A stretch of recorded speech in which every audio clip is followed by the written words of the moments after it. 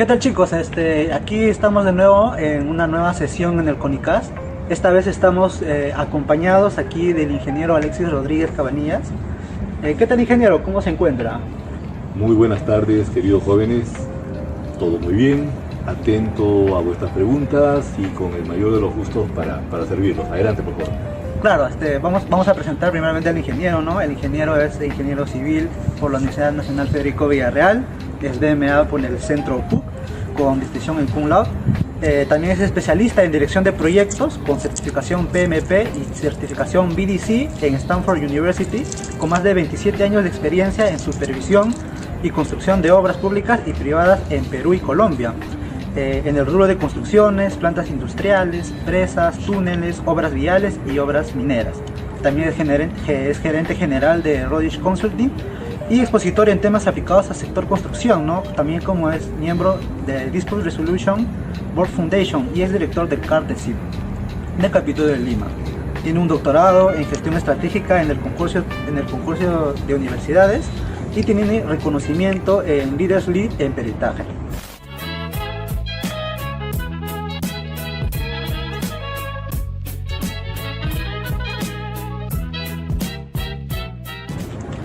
Este CONICAS viene más que nada titulado con el título de Ingeniería Civil y Controversias, lo que nadie te enseña en la universidad.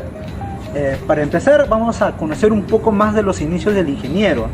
Ingeniero, ¿cómo usted empieza su pasión por la ingeniería civil? Cuando las papas queman, algo hay que hacer, ¿verdad? Resulta que en mi historia hubo un momento en que ciertos momentos cruciales en la vida familiar hicieron que llegue a un pueblo determinado. Tenía que trabajar en algo, llevar algunos recursos y vi una obrita y dije, puedo trabajar aquí.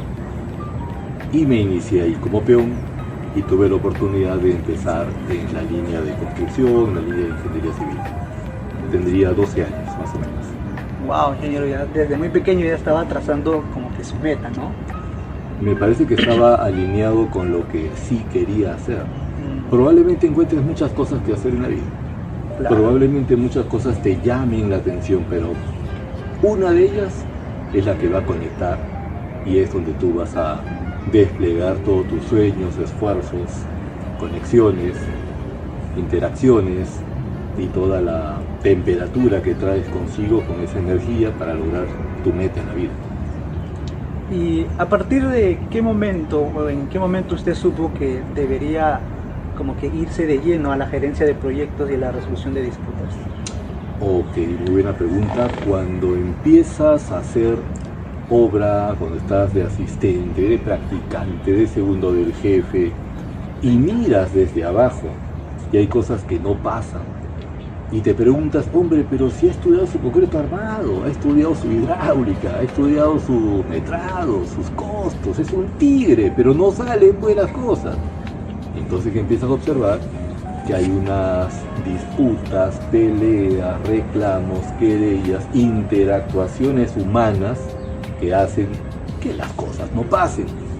Ahí dices, algo está pasando. Voy a estudiar un poquito de la naturaleza de las comunicaciones y cómo se insertan estas comunicaciones en el mundo de lo que hacemos, o sea, proyectos. Y te metes al mundo de proyectos y te das cuenta que hay dos vectores fundamentales que hay que tener en cuenta. Uno, el alcance del proyecto. Si esto no se gestiona, no sale nada, no se concreta nada. ¿Y cuál es el vehículo para poder gestionar este alcance? Comunicaciones. Y cuando te comunicas, vas a encontrar una disputa. Por lo tanto, esto te llama a una segunda fase en la que tienes que estudiar esta mecánica de resolución de conflictos y que te lleva además a complementarlo con manejo del riesgo. Así empezó la historia. Claro, se podría decir que eso marcó como que un antes y un después de su carrera. Por supuesto, marcas dos fases, una en la que eres un constructor, eres un ingeniero residente, y otra en la que te vuelves un estratega y complementas con comunicaciones y gerencia de proyectos para así alcanzar la meta. Porque para no alcanzar la meta, la verdad, muchos están en la cola. Claro, y de acuerdo a su experiencia, para usted, ¿qué es exactamente el peritaje técnico dentro del contexto de una obra? El peritaje se relaciona, estimados jóvenes, con utilizar su juicio experto, su trayectoria, sus conocimientos y contrastarlo con lo que tiene al frente para expresar qué es necesario, qué hay que hacer, qué pasó y qué no pasó, de tal manera que uno pueda emitir lo que llamamos dictamen pericial y que eso sea útil para un árbitro o para un decisor o para un gerente de proyecto que diga, hombre, acá tienes la determinación de qué cosa es lo que necesito para tomar una línea. Entonces ayudamos a alguien a tomar una decisión en materia de justicia o en materia de gestión o en materia de gerencia para que sí se hagan las cosas. El perito orienta con su opinión, en pocas palabras, ¿ok? Claro, como usted ha mencionado, como mencionó árbitro, ¿qué diferencia habría entre un perito y un árbitro? El árbitro es aquel abogado, por lo general, también puede haber un ingeniero que sea árbitro, pero por lo general son abogados, ¿okay? El árbitro direcciona el proceso arbitral, y cuando en el proceso arbitral no se entiende un tema técnico, ese tribunal arbitral llama al perito, porque es el que conoce el problema técnico, ¿ok?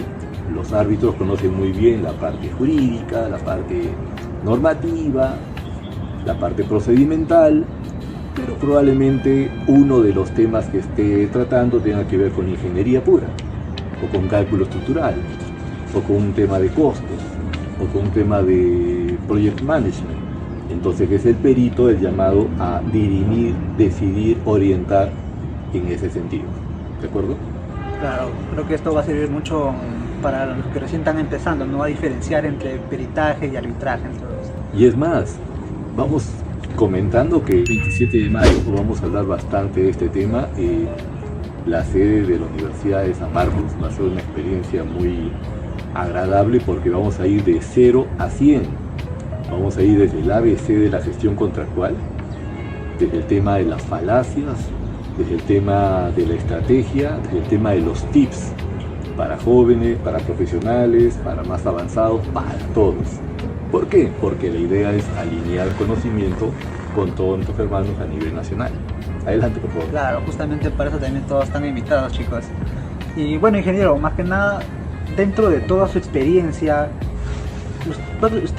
¿cuál cree que son los errores técnicos más frecuentes que determinan las controversias?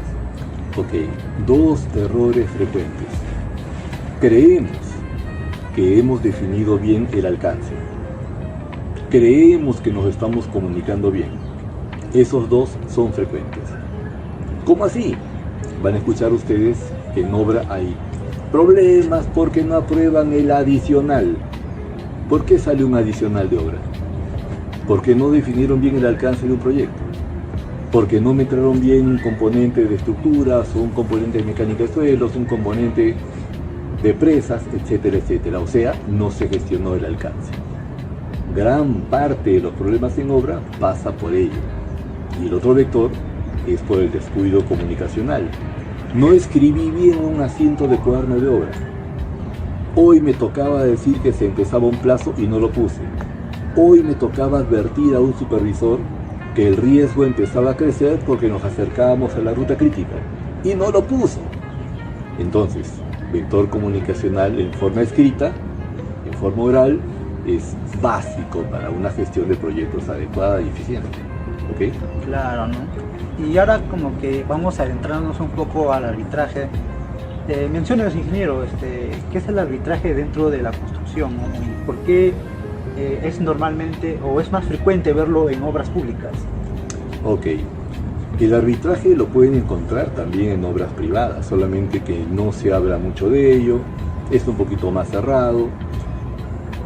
público, ¿por qué? Porque el dador más grande, el inversionista más grande en la mayoría de países es el Estado. Por lo tanto, la bolsa económica más grande que van a encontrar es la bolsa pública, o sea, las obras públicas. Por lo tanto, es más sonado, van a haber más casos, entonces es más frecuente que escuchemos disputas en la parte pública. Número uno. Número dos, de acuerdo a nuestro reglamento, y esto ya viene de la 32.5, ahora la 32.039, para poder llevar un tema a arbitraje, primero tendríamos que llevarlo a una controversia dentro de la JPRD, o sea, la Junta de Prevención y Resolución de Disputas. ¿Qué dice la norma? Si es que sometemos una controversia a la JPRD y una de las partes siente que no ha sido atendida, no está de acuerdo con la decisión de la JPRD, puede llevar el tema a un arbitraje. ¿Pero cuándo? ¿Saben cuándo? Cuando se acaba la obra. Antes, ¿no era así? Antes, en plena ejecución de obra, te podían plantear un arbitraje. ¿Y qué pasaba con la obra? Se detenía. Ahora no. Gracias a esta nueva versión de la norma, tenemos que la obra no va a parar. Y si alguien no está de acuerdo con la decisión, la puede someter a un arbitraje si y solo si ya ha acabado la obra. ¿Quién gana? Ganamos todos. Cobran las partes, ¿sí? Gana el Estado y ganan los usuarios de a pie que están esperando que la obra se ponga al servicio. ¿Ok? Ganamos todos, muchachos. Claro, ingeniero. Y supongo que, ingeniero, usted habrá llegado a trabajar con ingenieros jóvenes que recién hayan salido egresados, ¿no? Y desde su punto de vista, ¿cuál es el error que frecuentemente tienen estos ingenieros jóvenes que recién salen y que finalmente terminan, ¿no?, en estas disputas? Yo creo que el mundo está cambiando. Hace 30 años he tenido promociones de jóvenes que han sido asistentes míos, colaboradores. Aquellos jóvenes muchas veces se metían en líos porque pensaban que las carreras de ingeniería eran eminentemente números. Y eran genios calculistas echando números, sea costo, resistencia, etc. ¿Ok? En los últimos años los jóvenes están entendiendo que los temas no pasan exclusivamente por ahí, sino que hay otros temas transversales como gestión de proyectos, gestión de riesgo, comunicaciones, etc. Y ahí se meten en una segunda parte. No basta con saber que el vector comunicaciones es importante, sino que hay que atreverse a llevar talleres para soltar la comunicación, para soltar el desempeño, para vencer pánico escénico y que este joven realmente vaya, hable y resuelva. ¿De acuerdo? Entonces, ¿usted cuál cree que serían las habilidades tanto blandas como duras que debería desarrollar un estudiante que más o menos ya está trazando su trayectoria como perito o como árbitro?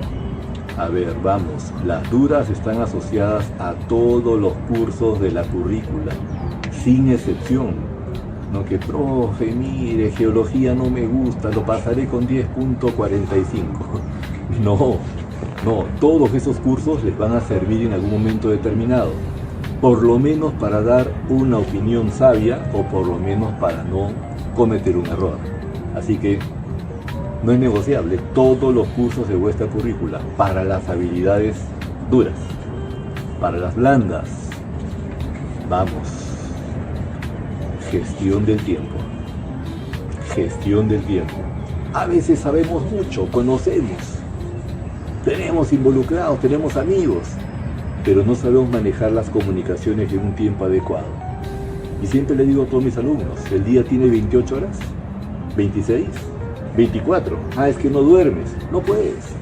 Hay un tiempo para comunicaros.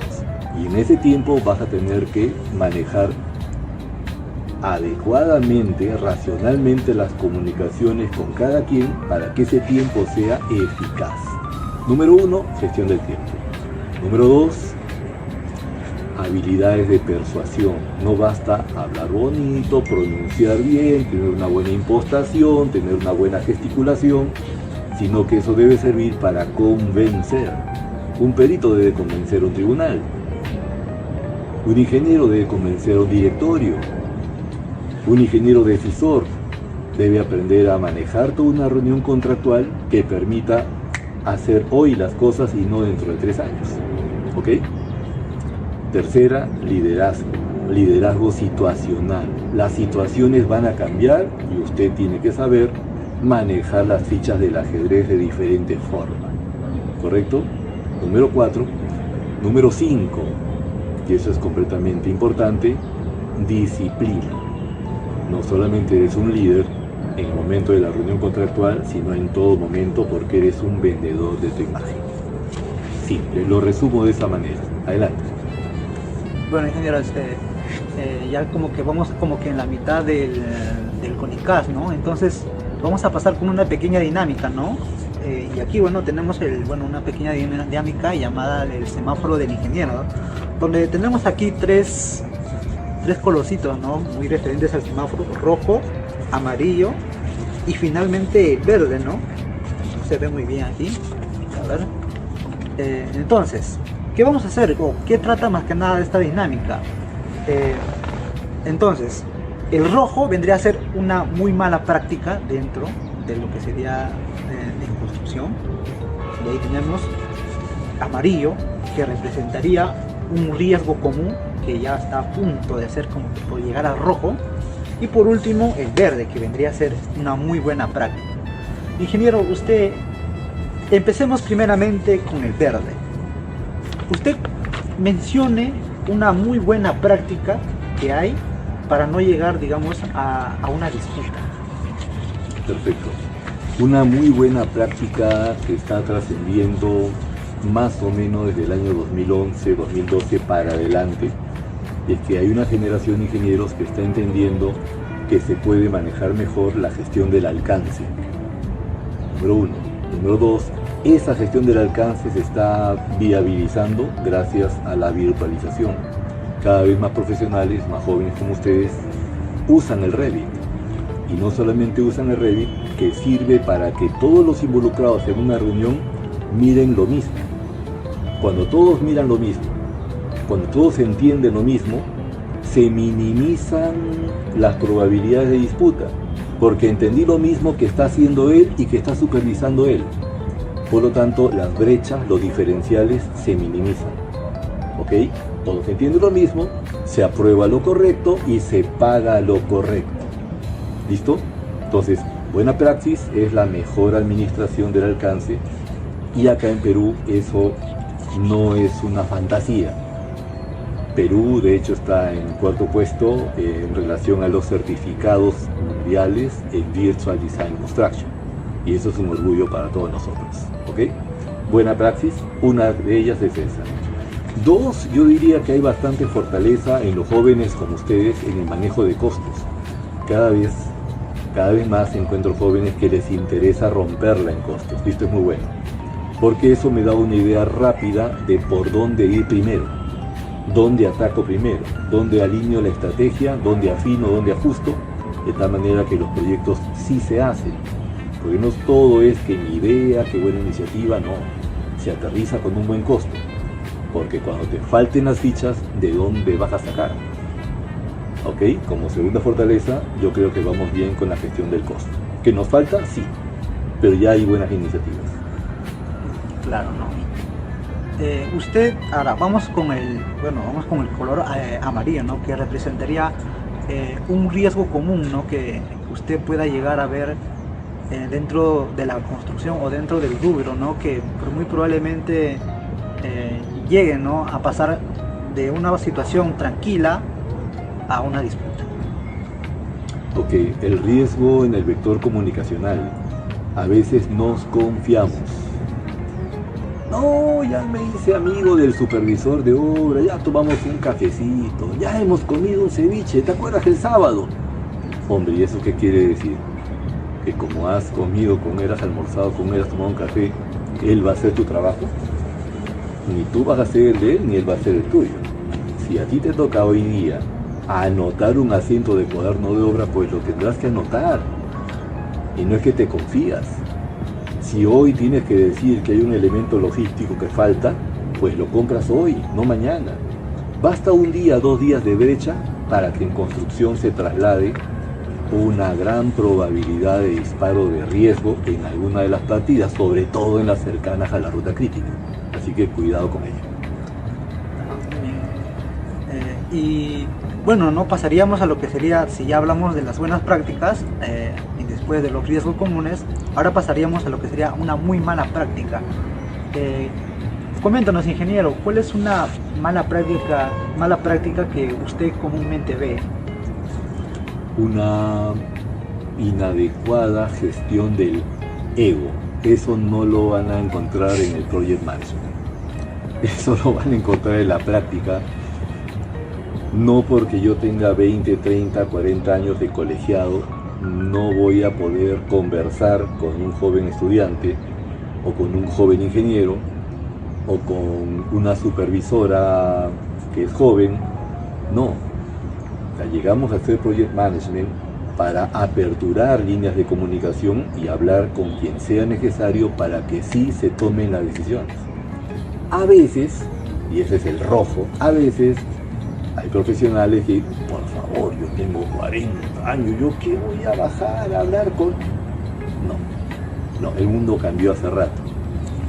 O nos comunicamos, porque en el momento que tu ego hace que esa sinapsis no pase, ya tienes tú una ruptura comunicacional.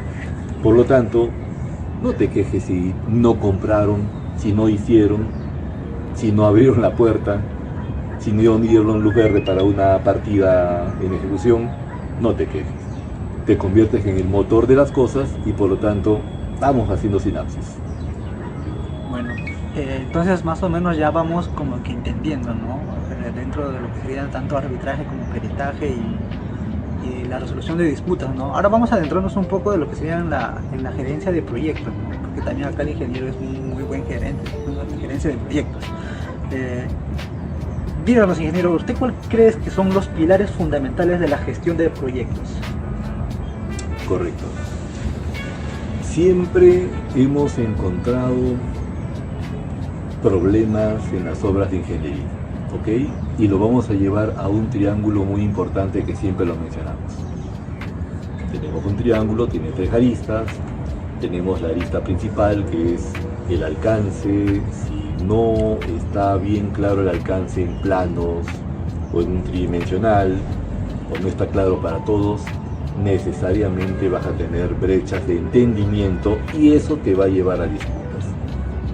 La segunda arista es la del tiempo. Si no administras el tiempo, alguien se va a molestar con justa razón. Si en un componente de obra tenía que demorar 30 días y te demoraste 40, no esperes que el supervisor te felicite o no esperes que el Estado te premie. Entonces cualquier brecha de tiempo hay que administrarla. Y como tercera arista tenemos la arista del costo. Hay que saber gerenciar el costo, porque si no lo gestionas, no solamente tu supervisor o el Estado te va a cuestionar. Tu misma gerencia en la constructora te va a decir: hombre, estás haciendo pan para vender pan, o sea, no ganas nada. Entonces vamos equilibrados. Se hace ganar al Estado con una buena obra de calidad y se hace ganar a la gerencia de tu empresa con una buena rentabilidad, que es la que están esperando. ¿Cuánto era ello? En los presupuestos de obra pública, por lo general es 8, 9, 10%. Si ese es el compromiso, dale pues el 10% limpio que está en ese presupuesto a tu directorio, porque ellos están esperando esa rentabilidad de tu profesionalismo. ¿Ok? Bueno, vamos entendiendo un poco más, ¿no? Dentro de cómo serían los pilares, ¿no? de la dirección de proyectos. Y cuéntenos, ingeniero, ¿cómo una muy buena gerencia de proyectos ayudaría, ¿no? a reducir las disputas? Porque cuando se adecúa los planes, los estándares, los procesos bajo una estrategia de project management, se minimizan todas las brechas. Los conflictos aparecen, aunque les parezca mentira, por los malos entendidos. Y esos malos entendidos están relacionados a cualquier brecha de costo, de alcance, de tiempo, pero no solamente eso. de calidad, de comunicaciones, de adquisiciones, de riesgos, de manejo de stakeholders. Entonces todos estos vectores bien manejados contribuyen a que cualquier brecha se mitigue. Eso es lo que hacen. En la práctica, por ejemplo, salen ustedes egresados y por ahí un ingeniero, un tal Rodríguez, le dijo, oiga, cuidado con el manejo de stakeholders. Entonces van a un pueblo X, a Chiquintirca, van a Yamaca, van a etcétera, a Chimbote, y se ponen a pensar, estamos construyendo acá. ¿No será necesario conversar con las personas relacionadas al proyecto? ¿No será que alguien está relacionado por parte de la alcaldía? ¿No será que hay vecinos? ¿No será que hay obreros que quieren trabajar? ¿No será que hay ingenieros que están relacionados a este proyecto? Entonces, no puedes darle la espalda a los stakeholders. Tendrías que conversar, manejar estas relaciones comunicacionales con ellos para que no te cierren la puerta, porque adivina quién te va a dar permiso. ¿Los necesitas? Sí. ¿Necesitas mano de obra? Sí. ¿Necesitas permisos? Sí. ¿Necesitas luz verde para aprobaciones? Sí. Entonces hay que aprender a manejar esos vectores. Entonces, ingeniero, yo tengo entendido que como buen gerente de proyectos también tengo que tener en cuenta lo que sería la gestión de riesgo, ¿no? En todo caso, ¿cuál sería la relación de gestión de riesgo y controversias contractuales? Ok. Una controversia es un riesgo. Ok. Entonces, cuando nosotros gestionamos riesgos, estamos cuidando que estas controversias no ocurran. Y si ocurren, pues hay que canalizarlas para que lleven a una decisión que resuelva el problema en obra. ¿Ok? ¿Existe un relacionamiento entre controversia y riesgo? Sí, claro. En el mundo de los riesgos van a encontrar la probabilidad de que ocurra una controversia. ¿Ok? Si ya ocurre la controversia, hay una mecánica para atenderlo. Si no estalla la controversia, estás a tiempo para poder administrar el riesgo y que ésta no ocurra.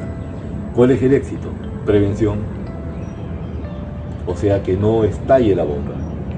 Si ya estalla la bomba, pues también tienes que saber cómo lo resuelves. ¿Ok?